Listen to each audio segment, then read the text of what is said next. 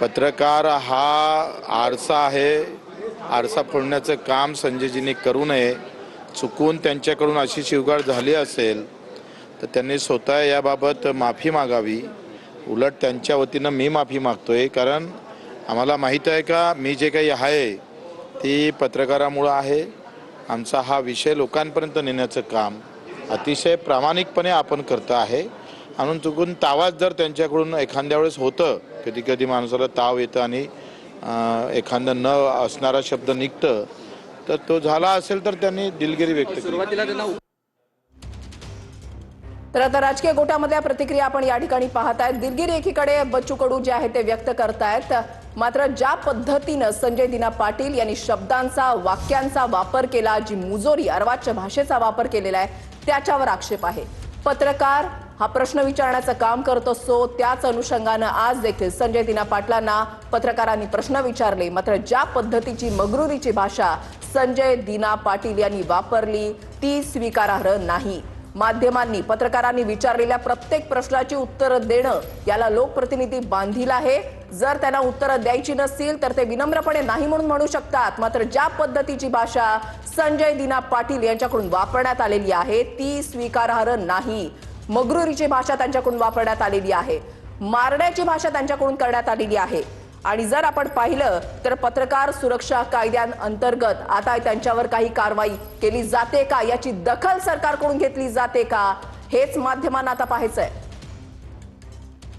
महाराज एक गंभीर बाब महाराष्ट्रामध्ये आताच पुण्यातली घटना सुनील शेळके यांनी या ठिकाणी मांडला. अध्यक्ष महाराज, त्याचप्रमाणे अध्यक्ष महाराज संजय दिना पाटील खासदार यांनी पत्रकारांना मारायची धमकी देऊन टाकली.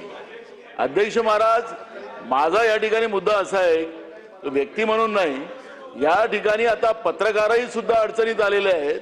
त्यांनी अगर माहिती मांडायला गेलेत तर त्या पत्रकारांना तुम्ही माहिती का दिली, त्या पद्धतीचं का दाखवलं, त्याच्यावरही या महाराष्ट्रामध्ये पत्रकारावर आता हमला व्हायला निघाला असेल तर अध्यक्ष महाराज काय चाललंय या महाराष्ट्रात? पत्रकारही सुखरूप नाही आहे महाराष्ट्रात, सुरक्षित नाही अध्यक्ष महाराज. आणि म्हणून आपण नोंद घ्यावी आणि शासनाने याची तातडीनं या विषयाचं निवेदन करावं, अशा सूचना आपण द्याव्या.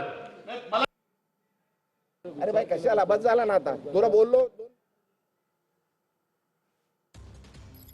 पावसाळी अधिवेशन सुरू आहे त्या ठिकाणी सुद्धा हा मुद्दा उपस्थित करण्यात आलेला आहे. आता फक्त हेच पाहायचंय की सरकार यावर काय पाऊल उचलणार, सरकार काय कारवाई करणार. संजय दिना पाटील यांनी ज्या पद्धतीने मगरुरीची आणि अर्वाच्य भाषा पत्रकारांच्या समोर वापरलेली आहे, पत्रकारांसाठी वापरलेली आहे, तर त्याची दखल घेतली जाणार का, कारवाई केली जाणार का, हा मुद्दा आहे, हा प्रश्न आहे पत्रकारांचा, माध्यमांचा. संजय दिना पाटील यांना कायद्याचा धाक नाहीये का, हा देखील सवाल या निमित्तानं उपस्थित होतोय. कारण ज्या पद्धतीने त्यांनी पत्रकारांना शिवीगाळ केलेली आहे, शिवाय धमकी देखील दिलेली आहे, इज्जत करतोय इज्जत करा, उगाच डोक्यात जाऊ नका, असा थेट संजय दिना पाटील पत्रकारांना बोलतायत. त्यामुळे या ठिकाणी पत्रकारांच्या सुरक्षेचा देखील प्रश्न निर्माण होतोय. या सगळ्या वागणुकीवरून आता राज्य सरकारकडून कशा पद्धतीने संजय दिना पाटील यांच्यावरती पत्रकार संरक्षण कायद्यानुसार कारवाई केली जाते का, हे पाहणं अतिशय महत्त्वाचं असणार आहे. महाराष्ट्र सरकार या मुजोर पाटलावर कारवाई करणार का आणि कधी करणार हे देखील बघावं लागणार आहे. तावातावात बोलत असताना पोलिसांना देखील संजय दिना पाटलांकडून आव्हान देण्यात आलेलं आहे. एक सुरक्षेचं कवच पोलिसांचंच त्यांना आहे, पोलिसांनाच ते आव्हान देतात. माध्यम पत्रकार ज्या वेळेला प्रश्न विचारायला जातात तर त्यावेळेला पत्रकारांची सुद्धा मगरुरीची भाषा वापरतात, अर्वाच्य भाषा वापरतात, मारण्याची भाषा वापरतात. त्याच्यामुळे काय कारवाई होणार, दखल घेतली जाणार की नाही हे पाहणं महत्त्वाचं असेल. पुन्हा एकदा ऐकूयात संजय दिना पाटील काय म्हणाले. कशाला बस झाला ना, आता तुला बोललो 2 मिनिटं बोलायचं होतं, बोलणारच नव्हतं. बोललो ना भाई, आता तू किती कशाला हे करतोय. चल बस माझ्या बरोबर, बस ना गाडी, चल. बोलता बोलता जेवढं बोलायचं तेवढं बोलू. चला कशाला इज्जत देतो भाई, घे ना यार, कशाला. जरा माझं हे बघू नका तुम्ही, अति करताय.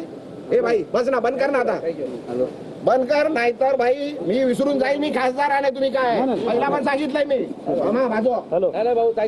इज्जत करतो, इज्जत करा, सांगतोय बरं. तुम्ही उगाच माझ्या घालतात आहे, घे रेकॉर्ड कर. इज्जत करतो, उगाच डोक्यात जाऊ नका, उगाच डोक्यात जाऊ नका. घराखाली उमट देतो, ठेवतोय तुम्हाला, जेवायला देतोय. बरोबर काय उगाच त्यांच्याकडे जाल, ते बोलतात ना मला, मी बोलणार नाहीये. आता परत आले तर